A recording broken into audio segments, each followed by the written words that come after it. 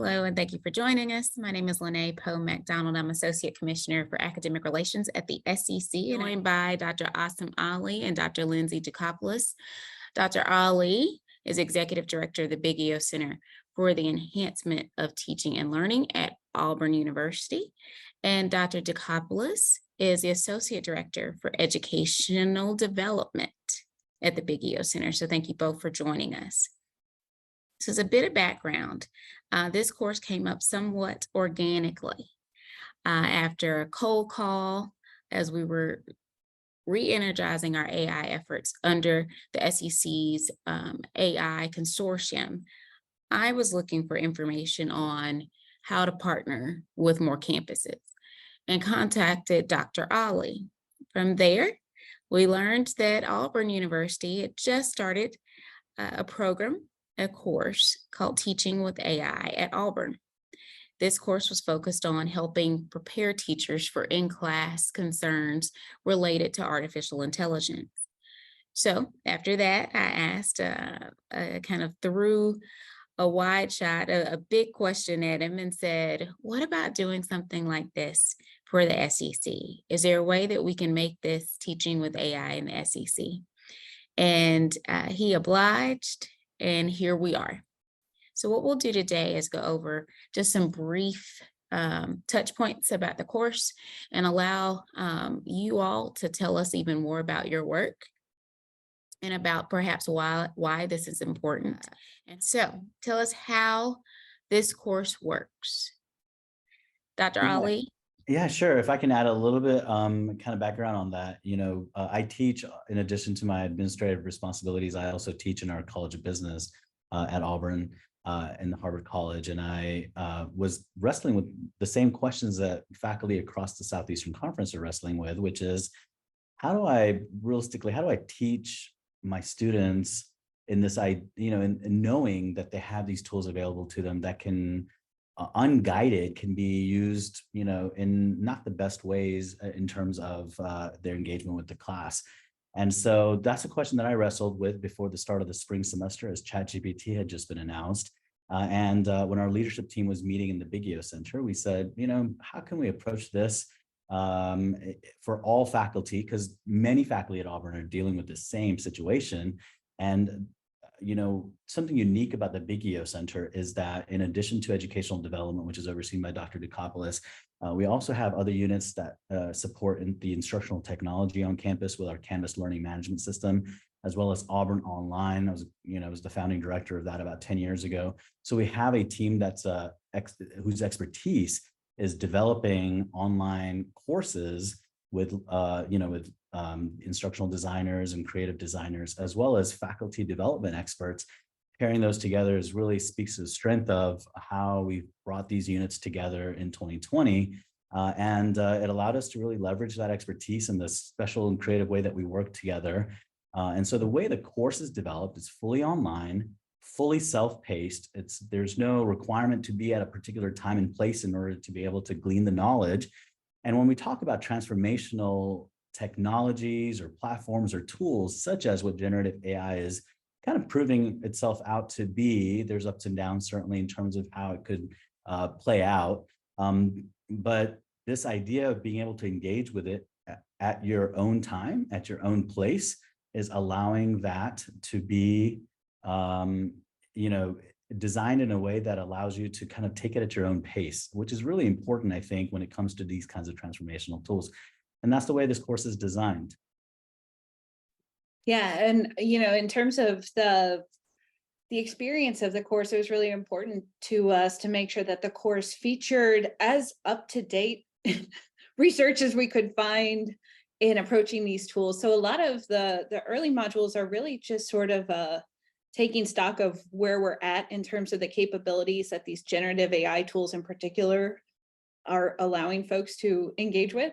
But also taking stock of how faculty are feeling about both the tools themselves, but also, we're coming right out of this pandemic where folks had to shift the way they were thinking about their teaching and their approaches. And now it feels like we're in the same spot again. And a lot of faculty that we're seeing are really dealing with a lot of emotions, a lot of resistance, a lot of hopelessness around anxiety, around the unknowns of this new thing that's threatening the way they've done things, particularly in the humanities and social sciences, but really we're seeing a lot of concerns popping up from our colleagues in the STEM disciplines as the time has gone on. So we really, wanted to make the course designed for the technology is changing, but your students aren't. What do we know is true? What are the processes we can fall back on when there's new technology tools introduced into the way that we teach our content?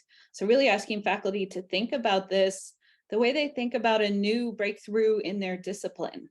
It may be something that changes what you've thought about things in the past. And it's part of our obligation as professionals to at least be aware of what that means and to be transparent about how we're approaching and dealing with it. But we, definitely have in the course different pathways depending on whether you're, really new to these AI tools or resistant to the idea of having to rethink your teaching at the moment again. And also for those who are, this is the greatest thing ever, let's jump into it and see how innovative we can be. So we tried to create pathways for those, a spectrum of faculty in those ranges. Yeah, I think that's really important to note is that this course isn't designed to convince you one way or the other. It's not saying you must use AI or never use AI. It's guiding you through the compelling questions to be considered as you think about, is this something worth using? Can I give it a try? And after I've tried it, can I make that decision? The voices out there that say that we got to hit the pause button or whatever, we have to have caution in terms of this technology. Those are important voices. I don't necessarily agree with hitting the pause button, but those voices are important because we have to take stock of where we are and how this could implicate things. And I think this course is useful for that crowd because it gives them the concepts and understanding and terminology to be able to make those valuable arguments in a way that can be appreciated by the entire audience that they're speaking to. And then on the other end, there's folks who say, I've already implemented artificial intelligence, and this is going to be the greatest thing that impacts humanity for the next century or whatever it may be. And, and I fall somewhere in between myself from one side to the other. But those voices also, how do we ground those in sound teaching and learning practices so that we're being mindful of how people learn and why is it important to make sure that the technology aligns with sound learning. And so there's evergreen content throughout the course in terms of the basic principles of ethics and course design and assignment design, and how do we work with others and how do we partner with our students. That's the thematic approach. And in this, we're able to overlay how this particular technology is impacting those conversations and that approach. Thank you both for that context. So one interesting part about this course is that this partnership is the first of its kind, at least as it relates to a topic as progressive, as ever-changing, and fast-paced as artificial intelligence. So teaching in classroom instruction and how artificial intelligence will impact it will likely be an issue for years or generations to come. And the SEC being on the forefront of this and establishing an opportunity for all of our institutions to come together across a very wide footprint that covers a number of flagship institutions, as well as institutions that excel in a variety of different programs and processes. The benefit of that is having, I think, a database of professionals and a feedback that could likely impact how this course develops. So can we take a second and explain how this works together, the benefit for the course overall, particularly the course outside of one particular institution? How can this partnership be a benefit as the course will likely continue to be retooled given the ever-changing nature of AI, and why this partnership helps with that? I mean, from my perspective, one of the things that is really central to this course is that it has been developed in collaboration. Asim and I are part of a group of leaders of Centers for Teaching and Learning in the SEC, and we meet regularly. This came up for us, gosh, I think it was January. We were sharing out strategies and approaches, and there's a lot of really great ideas and blogs and podcasts coming out from a lot of other leaders in the SEC, Centers for Teaching and Learning. I know there's a lot of experts in AI technology at a lot of our institutions. So it's been really valuable for us to be able to partner with those folks to create a lot of the context for the development of the course. And I think, the big thing for us is to create opportunities for these folks to talk to each other. So there's a lot of interactivity within the course. I mean, we use traditional interactivity like discussion boards and activities and things like that. But there's also places where you can see polls where we've surveyed a large amount of our students and a large amount of our faculty to see how they're approaching different aspects of some of these challenges. And so a really important thing for us is continuing to keep a pulse on how these things are actually impacting folks in the classroom, as well as looking to the literature as more research starts to come out about the bigger, wider impacts of these tools on teaching and learning. So that's one aspect that we've tried to make a commitment to bringing in, as much information as possible. It is tough to keep it updated, though. We did the first version of this course in March. We released the kind of final full course for Auburn. And before we were ready to launch again in summer, we already had to update a lot of the tools that were available. The what's coming module became what is, and there's just so much new stuff coming. So what we've done is really try to curate from the best, most credible sources, places to continue to get information. And that's a big part of the course, is just sort of don't commit to anything yet while things are still in such, we're far from equilibrium in terms of what these technologies are going to allow us to do. And ours is more about, thinking about what are your short-term strategies to mitigate, some of the fears about students using these things in, unethical ways to complete assignments and whatnot, but also thinking longer term, developing a strategy, because these tools, as Asim said, they're not going away. We've got to think about how they're going to impact teaching and learning. And, in our final module, we sort of open up the door to what about our curriculum? How is higher ed on a larger scale going to be reshaped? And how do we start having those conversations? So that module really is about taking what and learning to lead from the middle, start having these conversations within your department, because people who are finishing this course are probably at the front end of this conversation in their disciplines and departments. So we wanted to kind of boost them up and empower them to have that conversation so that they stay ahead of the curve in terms of supporting student learning and mitigating, the problematic uses of the tools. Yeah, and I think the only additional piece that I would add is the component on partnering with students. So Dr. Doukopoulos made a really good point that the course has a lot of input from and opportunities for engagement across the different universities for faculty to be a part of the discussion boards or also other surveys.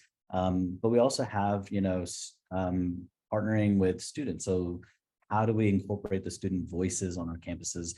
The other element also is that what we're encouraging is having a professional on each campus serve as a TA, so to speak, for the course.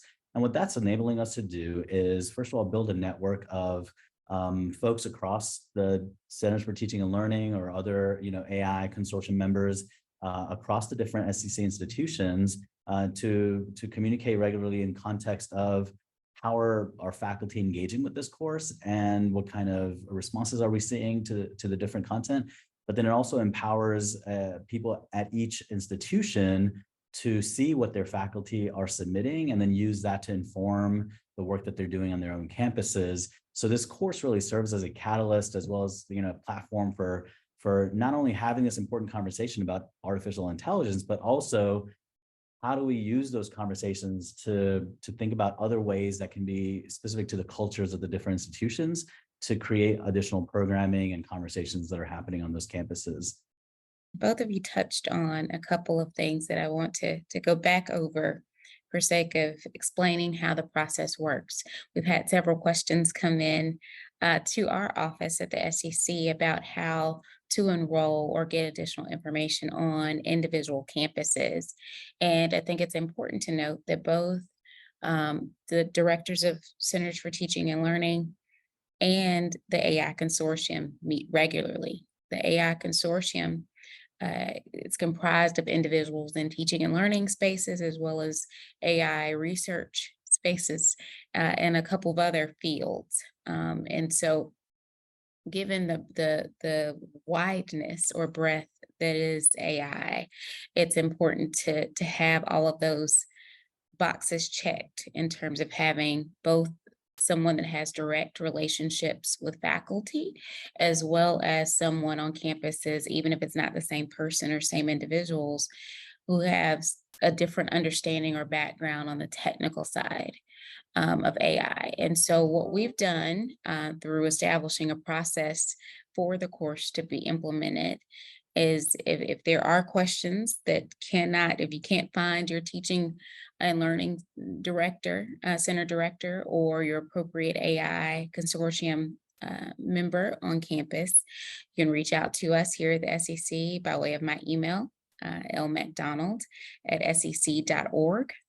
And from there, you're then copied on an email automatically to the representatives on your campus and Dr. Ali that can get everybody up and running. I do think that now that's less of a concern as opposed to about a week ago. But it's worth noting that I think the partnership too between the more technical or research-based AI approach and the Centers for Teaching and Learning, bringing those together on each campus also present a different benefit and perhaps an unintended one that this course helped establish, because our campuses are so large, and so helping them make those connections even internally on individual campuses, I think is something that will likely prove beneficial to this effort and others as it relates to faculty development. So that's how the course sign up goes. Basically, it's through an AI consortium member and or the Center for Teaching and Learning.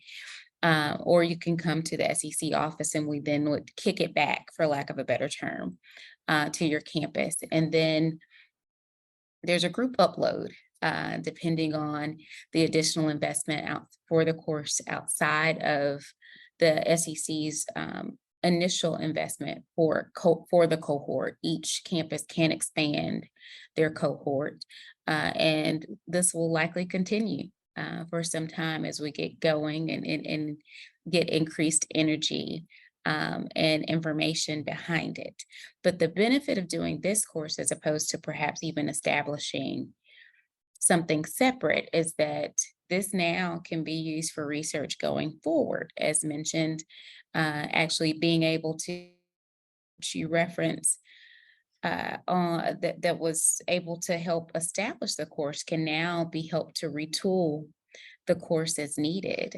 Because I think when the Centers for Teaching and Learning had those initial conversations, we weren't thinking about, because that was immediately prior to me getting here, we weren't thinking about actually making the course available for everyone.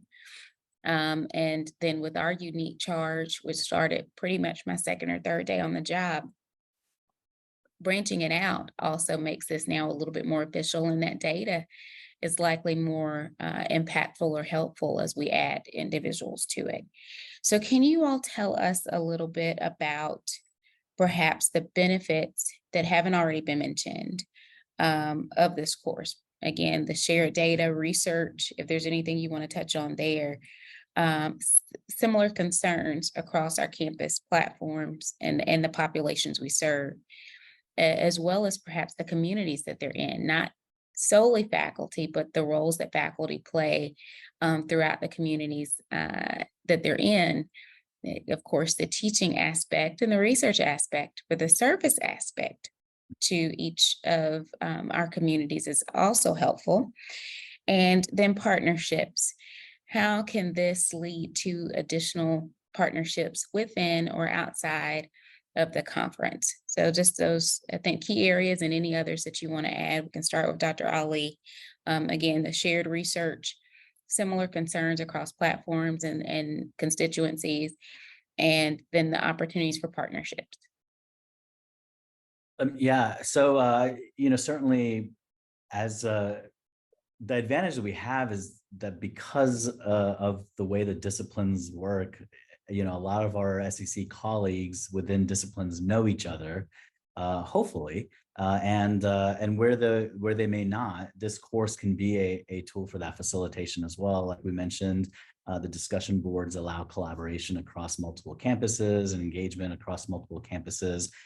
Those ideas that are shared can be that kind of breeding ground, so to speak, of additional ideas and thoughts and potential collaborative approaches. We see, for example, there are calls for grant proposals for establishing national institutes for AI, which call for having institutions that collaborate with each other, similar to other national grant opportunities. And so this really creates an opportunity for members at different institutions to identify who those potential partners could be, not just in the teaching and learning space, but certainly outside of that as well. So those are opportunities, certainly as people share ideas that are working for them in the classroom for assignments or in other ways of creative thinking in terms of approaches. That's also a valuable way of collaborating and sharing ideas and saying, hey, I tried that and here's what worked and here's a different approach. And as we're all kind of reacting in some ways and still trying to prepare for what's coming, in all of those, we're able to encourage that collaboration and share those ideas. That platform, there's not really any other platform like it right now, certainly not across an entire, conference. I know we're brought together generally when people think of the SEC, they think of sports, but the footprint of the institutions is so similar in terms of the kinds of comprehensive nature of the disciplines, as well as the excellence in academics, as well as research.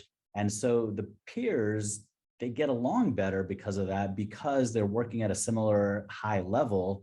And so that allows this course to provide actually that platform as well to say, hey, if you're thinking about AI in your discipline, here's a place where you can communicate and find other like-minded folks along those lines. So that's certainly another advantage as well. In terms of the benefit for faculty beyond just the AI pieces and how it was developed, I think there's a lot of impetus in the course and evidence-based approaches to teaching, which is always a good refresher. And one of the things that we'll have to emphasize, I think, moving forward, but certainly in this moment where things are up in the air, is this is an opportunity for us as educators to model learning for and with our students. One of our key modules right in the middle when we go from here's what the tools are, here are the ethical conversations we're having around them, and is a module about partnering with students. So we share the data that we've collected we had over 500 students fill out a survey early in spring. We're gonna have to redo it this fall because I'm pretty sure a lot of that data is going to be changed now about what tools are you using, how are you using them. So a lot of that module is sharing out what we learned when we talk to students, but also we share strategies for partnering with students at whatever level faculty are comfortable with. And then, the other piece is that there is a kind of philosophical element to the course as well, particularly when we get into the module about what's coming in the future. So predictions for what the new technologies are going to offer.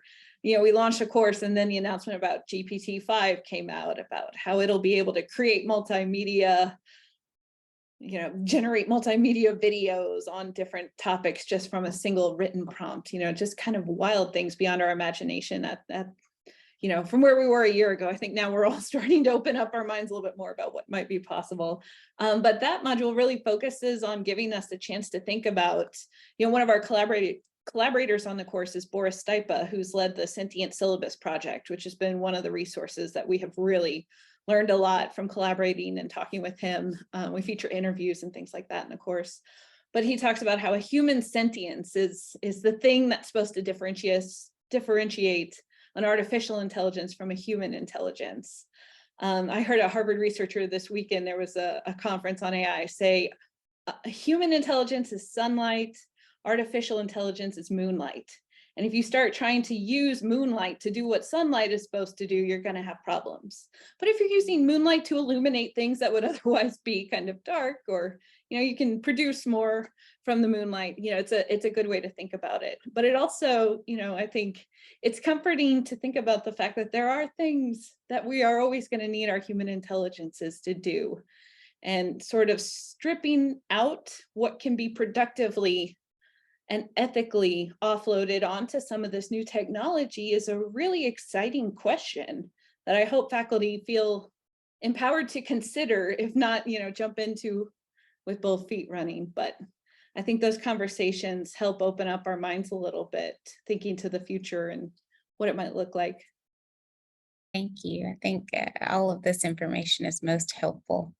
And we greatly appreciate the efforts that led to this course, as well as the dialogue. Dr. Ali? Yeah, I wanted to make sure that we can share some specific information on how to make sure that you're registered for the course and just how that approach is going.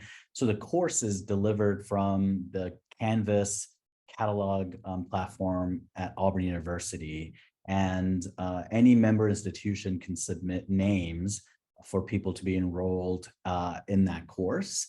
So it doesn't affect licensing for Canvas or whatever LMS may be used at any other institution. And then, so if you're on a campus that's using Blackboard or anything like that, it doesn't matter. The system is laid out to be very user-friendly from that perspective.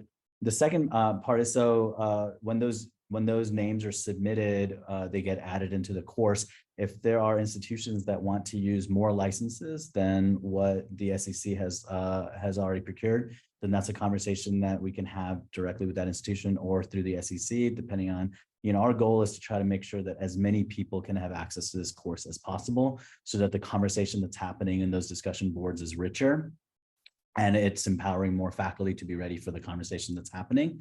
And then, so that course is laid out through 8 modules. It takes about 10 to 15 hours for somebody to complete, depending on how in-depth they want to go into each module. Some of them take a little bit longer than others, but they're all built, by our instructional design team. So they also serve as an example of, they serve as an exemplary, course in terms of when we talk about hybrid or online learning, what does that look like from an engagement aspect? So faculty can also experience that throughout this course. And if they go through all 8 modules and submit the assignments in those 8 modules, which are reviewed by a colleague on their campus, then they can earn a badge called the Artificial Intelligence Explorer badge, which kind of certifies that they've completed the course and the assignments throughout those 8 modules. And they have an open-ended self-directed course, so they have time to complete it. There's no requirement to complete it at a certain time. But it does give them an opportunity to engage with the material, over several months if they wanted to. So those are some advantages of the course and the way it's laid out from that perspective. If you all had, I think, some things to touch on, particularly with new faculty or those who are on the tenure track or those who may be in fields where AI traditionally would not be used, but has now become more of a concern, how would you envision this course being particularly helpful? I think, this course, it is about AI, but at the heart, it's really about effective teaching, and it walks through an evidence-based process for evaluating your situational factors. AI is a new situational factor. And I think, when you contextualize it like that, your learning goals don't have to change. What you do in your class doesn't have to change. The assessments might be a place that need to change. And so helping faculty think through that, and how, change doesn't necessarily mean you abandon it.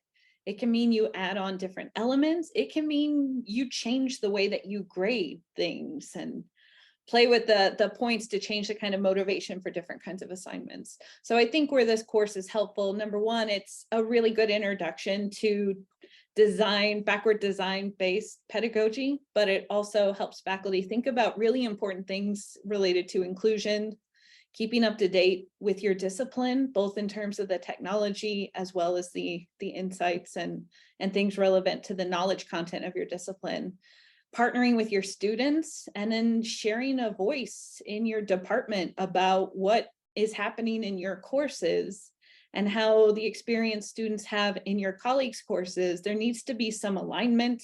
There needs to be some shared understanding about how the curricular path might be changing or modified based on these tools, but also based on all the other changes that are coming down the pike. So I think it gives us a way to invite people to have a conversation in a new way that has been happening since, you know, the beginning of educational systems and things like that. So I think it's valuable for a lot of reasons, but those in particular, I'd put at the top of the list.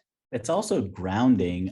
You know, because of the hype that's been created, we seem to be thinking that AI is going to solve all of our problems, in addition to creating the ones that we've discussed. But realistically, I mean, it is a technology tool. It does have its limitations. It does have its, you know, it does have its aspects that we need to be ready for. So it's grounding from that perspective, as well as we start having conversations about, you know, how is AI used and what is reasonable to expect from a, you know, from a department chair's perspective, or from a, you know, an administrator's perspective. You know, it enables faculty to be more realistic in those conversations about what is reasonable to expect from the technology, so that we're not somehow over-promising and you know, and creating a scenario that the technology is not ready for yet. So, you know, it's a tool, and it's important for us to have that exposure to the tool. But the course is developed in a way that also has a lot of other features that allow us to build those just sound teaching and learning practices that will be ready for whatever changes may be coming, but also just gives us a realistic understanding of where the technology is and you know, what we can expect from it. I think, you know, one other thing to address that question too is reflecting on it. One of the big conversations happening on our campus, and I know it's happening at other campuses, is academic labor and the ethics of having a search engine that can pull information that has been, you know, created by individuals. And, you know, right now these AI tools don't lay on top of a lot of the databases that have the proprietary information, but it's not very difficult to pull information out of one source and feed it into these tools in a different kind of way. And I think, you know, one of the big conversations that I would say there's some misunderstandings and misconceptions about is that simply because the AI tools don't have access to the scholarly databases does not mean you won't see students finding ways to bring in that scholarly content and generate research-based articles using the AI generation tool. And I think those are two separate issues, you know, one about academic labor and the right to people to, you know, be given credit for their ideas, and the ability of students to pass off, you know, products that look like they've been, you know, researched in a particular kind of way. And I think that, you know, this course is really focused more on addressing things related to the teaching. So looking at assessments and how students are going to or can, you know, take advantage of these tools. But I think that other issue, or a place for further development, and we'll start seeing more issues. I know there's some lawsuits coming up around, you know, the actors strike has brought up a lot of this, but the right to people to be cited for their work is going to be, you know, one of the big contentious points that we're paying attention to, and we're building into the course as much as possible. And the other aspect I'll add for, you know, particularly when you mentioned new faculty, LeNá, is that, you know, you mentioned that this is a first of its kind of a partnership. And I think that's, to me, that holds a lot of promise and excitement as well. Our campuses across the Southeastern Conference are full of one-of-a-kind talented people as well, in terms of all different kinds of fields.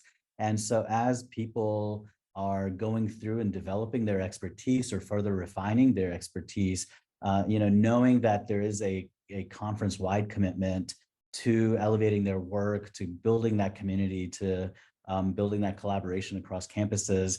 That is the future of higher education, is how do we leverage our partnerships across campuses and you know, create those not only efficiencies, but also just deepening the research that we're doing, deepening the discoveries that we're making, and becoming more innovative and responsive to the communities that we're serving and society as a whole. So I think from that perspective, this is a first of its kind partnership, and certainly not the last.